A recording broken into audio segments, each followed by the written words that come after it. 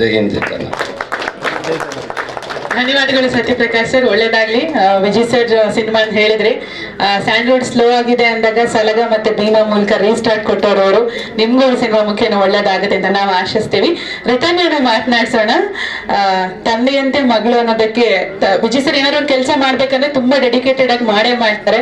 So return acting ಮಾಡ್ಬೇಕು ಅಂತ ಅನ್ಕೊಂಡಾಗ ಮುಂಬೈಗೆ ಹೋಗಿ ಟ್ರೈನಿಂಗ್ ತಗೊಂಡು ಬಂದು ಸಿನಿಮಾ ಮಾಡೋದಕ್ಕೆ ಪ್ರಾರಂಭ ಮಾಡ್ತೀರಿ.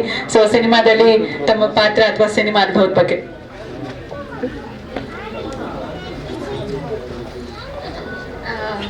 ಎಲ್ರಿಗೂ ನಮಸ್ಕಾರ. ಹುಟ್ಟುಹಬ್ಬದ ಶುಭಾಶಯಗಳು ಅಪ್ಪ. Happy birthday.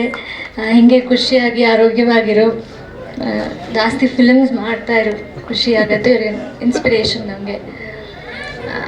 ಖುಷಿ ಇದೆ ಸಿನಿಮಾದಲ್ಲಿ ಪ್ರಮುಖ ಪಾತ್ರದಲ್ಲಿ ಆ್ಯಕ್ಟ್ ಮಾಡ್ತಾ ಇರೋದು. ಅಷ್ಟೇ, ಮುಂದಿನ ದಿನಗಳಲ್ಲಿ ಹೇಳ್ತೀವಿ ಹೆಚ್ಚೆಚ್ಚು. ಸರ್ ಇಲ್ಲೇ ಇದ್ದಾರೆ, ಹೇಳಂಗಿಲ್ಲ ಅಂತ. Thank you.